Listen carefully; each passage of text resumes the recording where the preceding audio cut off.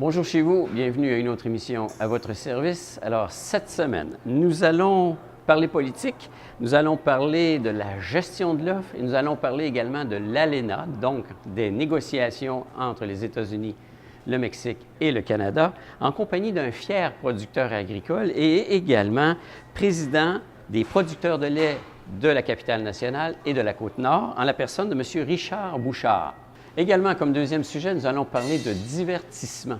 Et pour nous en parler, on va recevoir le directeur général et le directeur artistique du festif, en la personne de Clément Turgeon, bien sûr, qui, lui, va nous résumer un petit peu comment s'est passée l'année 2018 et l'orientation que la 10e édition va prendre en 2019. Bonne émission.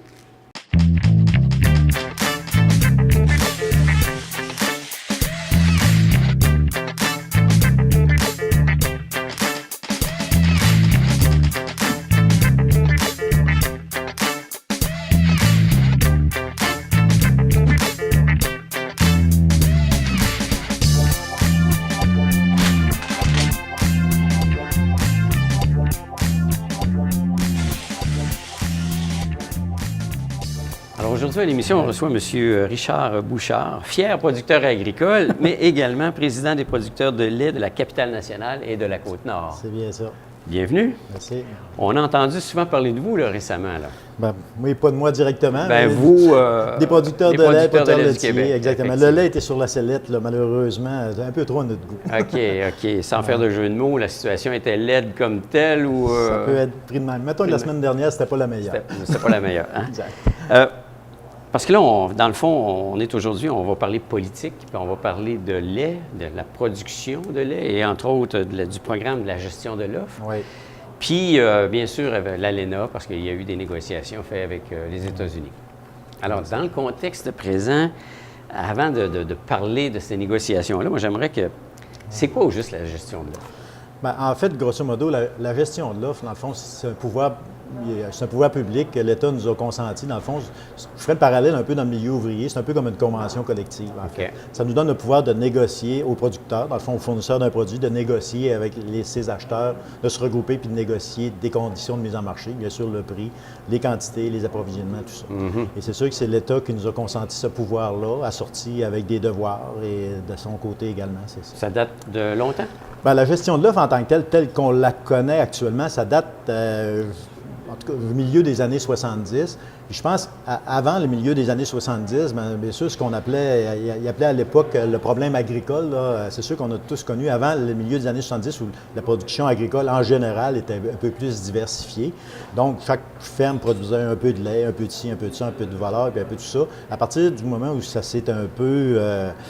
je ne dirais pas industrialisé, parce que le mot est peut-être un peu fort, mais c'est surtout les consommateurs ont eu des besoins qu'il fallait répondre. Donc, les producteurs se sont mis ensemble pour dire, bon, on va fournir des produits. Les gens ont délaissé les campagnes, sont allés en ville, ils voulaient boire du lait à l'année, ce qui n'était pas courant à l'époque. Le lait était produit surtout dans la période saisonnière, donc il fallait remplir les estomacs de nos Canadiens, en fait, à longueur d'année. Parce qu'on est un des rares pays, je pense, qui consomme beaucoup de lait en tant que breuvage. En tant que breuvage, oui, puis on aimerait que ça soit encore plus, là, mais c'est vrai qu'on est des buveurs de lait ici au Canada puis au Québec, tandis que dans les autres économies, bien, surtout en Europe, c'est plus des mangeurs de lait, de fromage, les beurres, ces choses-là.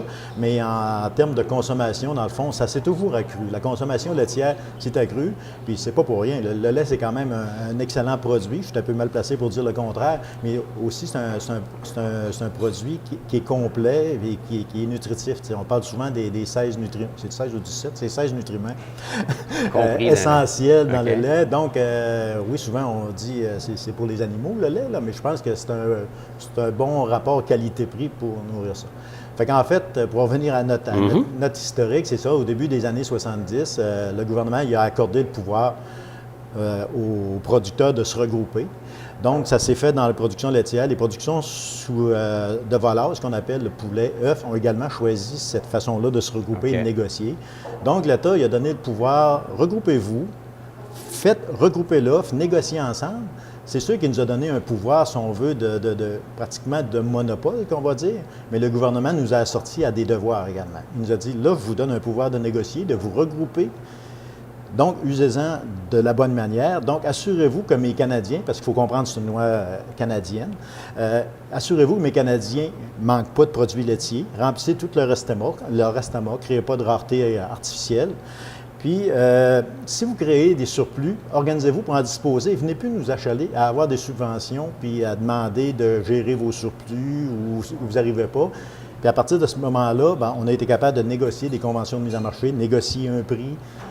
Puis, il nous a également demandé, ce prix-là, vous négociez, appuyez-le. Fait qu'année sur année, défendez-le, votre prix, là, mais année sur année, faites la démonstration que le prix que vous négociez il est en lien avec vos coûts de production. OK. Donc, c'est encore comme ça depuis les années 70. Là, à toutes les années, quand on demande une augmentation du prix du lait, il faut faire la démonstration que le coût de nos intrants, la main-d'œuvre, notre coût de production, en fait, s'est accru. Il faut faire la démonstration. Et puis, ça arrive aussi des années que notre coût de production diminue un peu.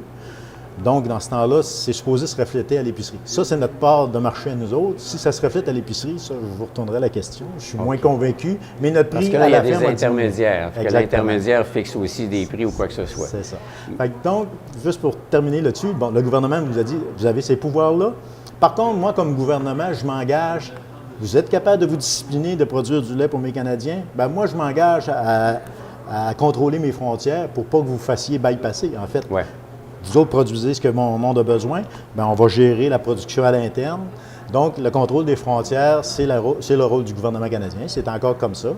Sauf que au fil des années, il y a eu quand même des concessions qui ont été faites. Il y a eu des accès de marché, des nouveaux produits qui sont entrés.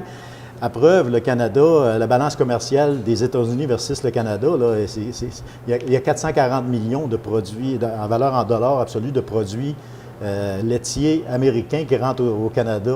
En 2016, c'était ça. Fait que donc, la balance commerciale, même avec toutes ces frontières-là fermées, la balance commerciale des États-Unis envers le Canada est quand même fortement excédentaire. OK. Ça ne veut pas dire Ils se plaignent le ventre plein? Bien, c'est un peu ça, mais je pense que c'est très politique. Parce que là, vous avez compris que ça a été politisé beaucoup. Là. Ça fait que le principe de gestion de l'offre, grosso modo, c'est à peu près ça. C'est à peu près ça. Exactement. Et par le fait même, donc, ça vient comme protéger les producteurs Exactement. dans leurs opérations quotidiennes. C'est ça. Parce qu'une ferme ou un producteur laitier, il est en affaires. Exactement. Au même titre qu'une entreprise qui a pignon sur rue, qui produit ou fabrique d'autres choses. Là. Exactement. Par contre, cette entente-là vient comme asseoir un peu votre marché pour dire, ben là, je suis en sécurité, je sais qu'est-ce que j'opère, je sais mes revenus, je sais où est-ce que je m'en vais.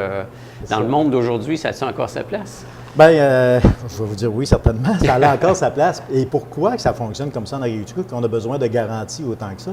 C'est que la production, puis ça, c'est pas uniquement dans le lait, la production agricole en tant que telle, il faut comprendre que de l'agriculture, la population elle a besoin de se nourrir, en fait. Puis l'agriculture, c'est pas une production que tu peux suivre au déclin du marché ou pas. En tout cas, jusqu'à un certain niveau. Il faut comprendre qu'en production laitière, ou règle générale, en production animalière, pour produire du lait, il faut commencer, il faut avoir une vache. Ça y prend 2 ans. Il faut prendre le petit veau. Ça y prend 2 ans à commencer à produire son premier litre de lait. Et il faut qu'elle veille l'année sur année. C'est pas une production que tu vas stocker sur un quai. Tu te dis, bon, le marché n'est pas bon ce mois-là, je vais arrêter de faire du lait, je vais recommencer dans 2 mois. Fait que donc, c'est quand je vous dis que ça l'a de domestiqué, si on veut, ça l'a réglementé de façon à ce qu'on ne crée pas de surplus sur le marché. Donc, on n'use pas les ressources naturelles non plus à outrance.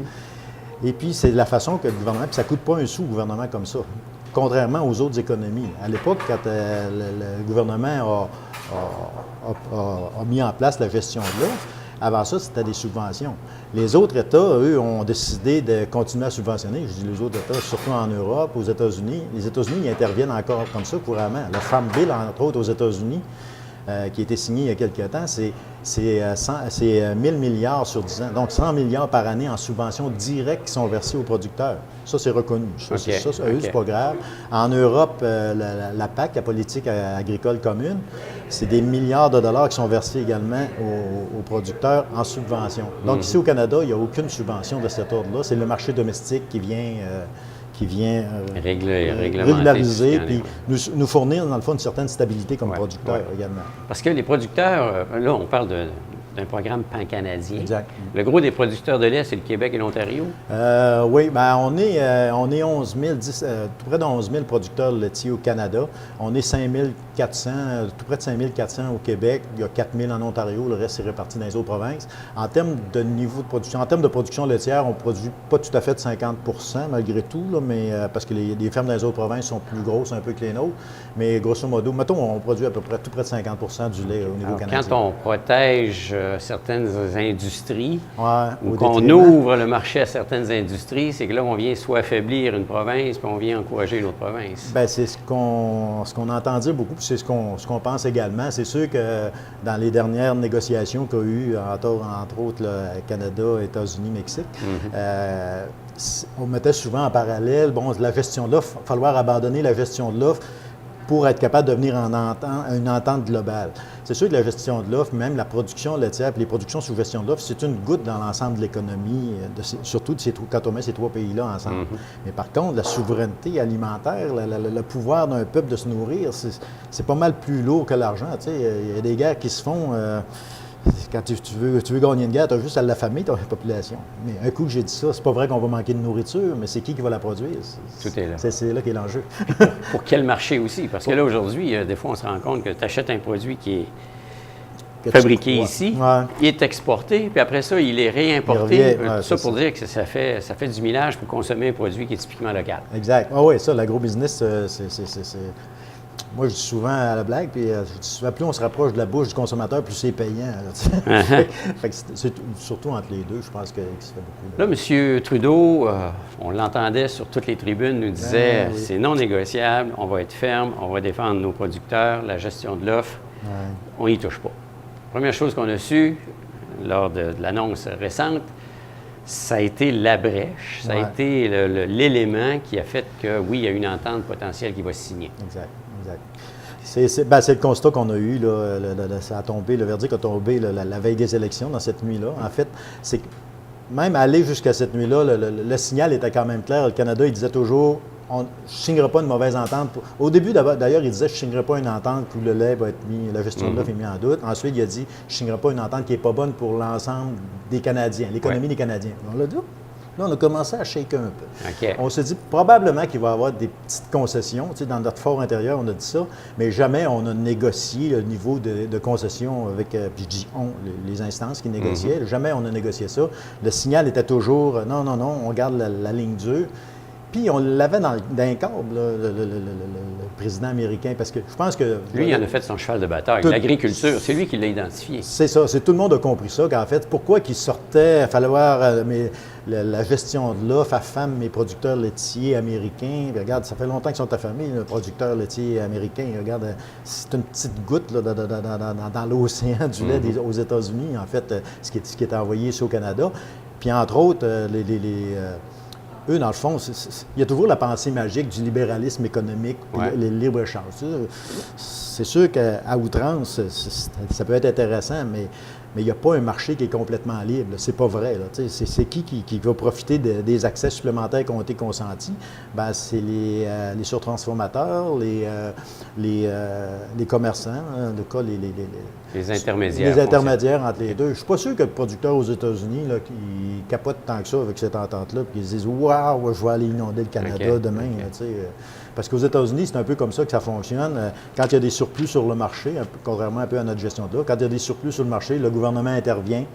Il y a des programmes d'abattage massif, donc ils abattent des animaux. Fait que le cheptel des vaches laitières diminue. C'est comme ça qu'il contrôle son offre aux États-Unis. Il baisse le troupeau. À un moment donné, quand c'est bas, il y a des opportunités d'affaires. Règle générale, les petits troupeaux ou les petits producteurs, c'est là qu'ils ne sont pas capables de concurrencer, donc c'est là qu'ils abandonnent. Donc, ça favorise le grossissement des entreprises, les concentrations. Puis à partir de là, c'est ces grosses fermes-là qui souvent fonctionnent avec des brokers, des acheteurs qui se regroupent. Puis eux, ils sont capables d'aller faire des percées sur le marché canadien. Donc, les concessions que le premier ministre a consenties, on a senti que c'est un call qui est arrivé. Mettons, c'est la ligne rouge qui a téléphoné, qui a sonné, je pense, dans la nuit. Il faut dire on est petit par rapport aux États-Unis. Là. Je veux dire, on a beau vouloir résister, on est le village gaulois quasiment. Ça ressemble un peu à ça. Hein? C'est exactement ça. Alors là, l'ouverture du marché, c'est 3 points quelques pourcents. Ben là, on parle de ça, 3,59 mais qui viennent s'ajouter à d'autres ententes qui avaient déjà été conclues avec l'Europe et avec l'Asie, si je comprends bien. C'est ça, le Trans-Pacifique, les pays de l'Asie. C'est qu'en fait, là, avec cette concession-là, on est rendu à 10 grosso modo. Il faut comprendre que ces concessions-là, ces ouvertures-là vont se prolonger dans le temps, vont aller en s'accroissant. Ils ne commencent pas à 3,4 pour celle-là, puis ils ne commencent pas à 10. Donc, ça fait 10 au total des 3 dernières ententes depuis, c'est 5-6 ans peut-être, depuis le dernier temps. Donc, c'est toujours des petites tapes sur le nez qu'on a. On commence à saigner du nez un peu. Là, puis, juste pour se situer, 10 de la production laitière au Québec, bien, c'est l'équivalent de toute la production laitière au Lac-Saint-Jean. Si on veut se faire une ordre de grandeur, c'est quoi? Bien, ça ressemble à ça. Puis ce qui fait le plus mal, ce qui est plus choquant aussi, c'est les ingérences aussi au niveau politique d'un autre pays. Parce que, tu sais, encore là...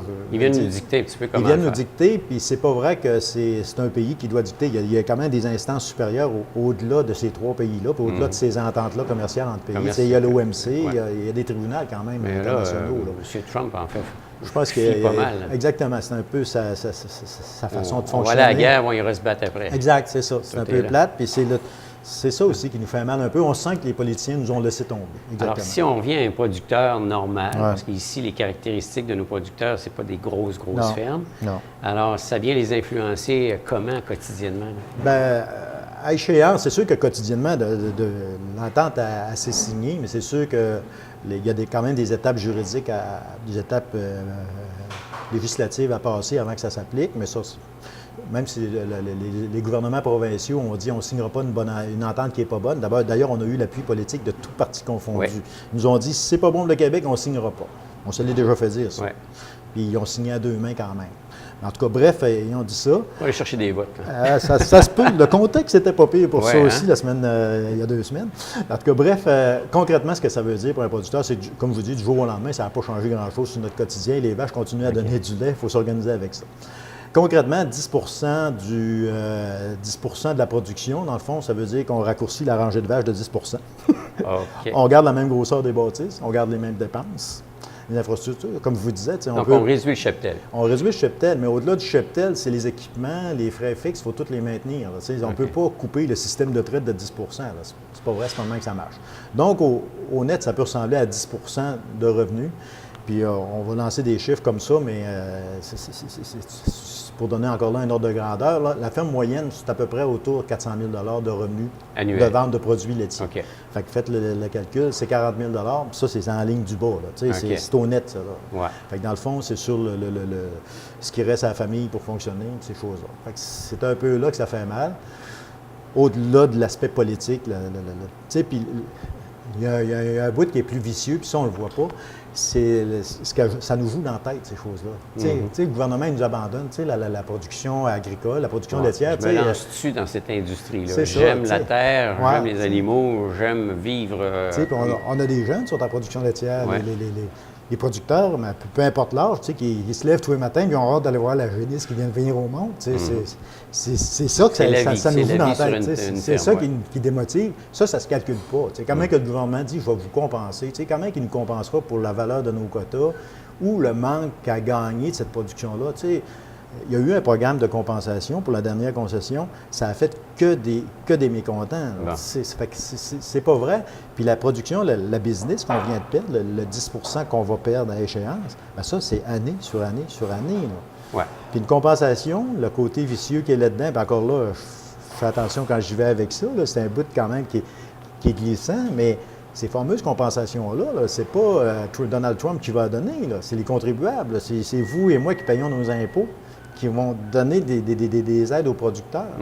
Fait que oui, on dit, gouvernement, vous avez brisé quelque chose, réparez-le, mais pourquoi il a brisé quelque chose qui n'était pas... qui a réparé quelque chose qui n'était pas brisé, en fait? C'est ça qui est plate, là. C'est le jeu de la négociation. Exactement. C'est supposé être gagnant-gagnant. Mais... Là, on peut dire gagnant, puis le gouvernement canadien va toujours dire qu'on a été gagnant parce qu'on a sauvé tout ça. Oui, c'est ça. Mais qu'est-ce qu'on a gagné? Ça, c'est le point d'interrogation. On a sauvé, on n'a rien gagné. Il a peut-être gagné des votes.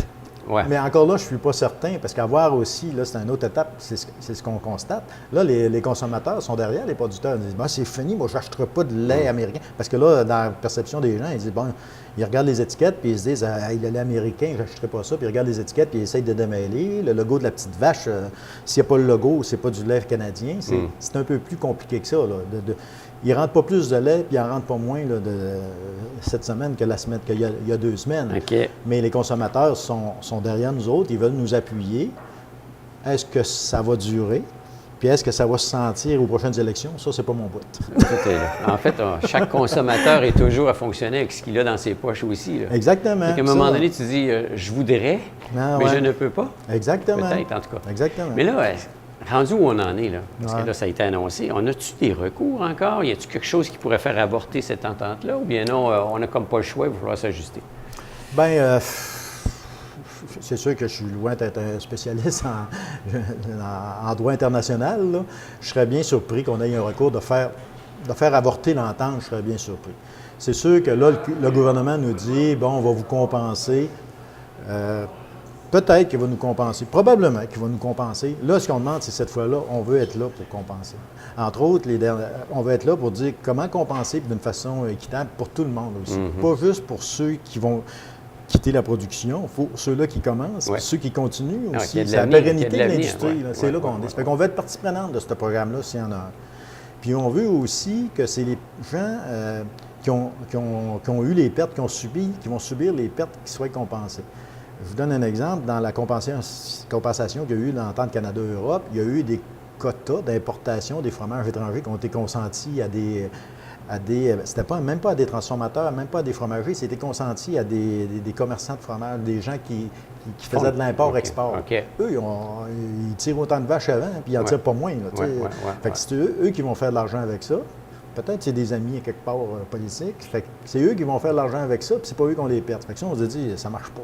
C'est beaucoup de lobbying là, qui se fait là. Ça ressemble à ça. On est souvent reproché le gros méchant lobby des producteurs agricoles, mais je pense qu'au moins on le fait au-dessus de la table. Bon. C'est correct.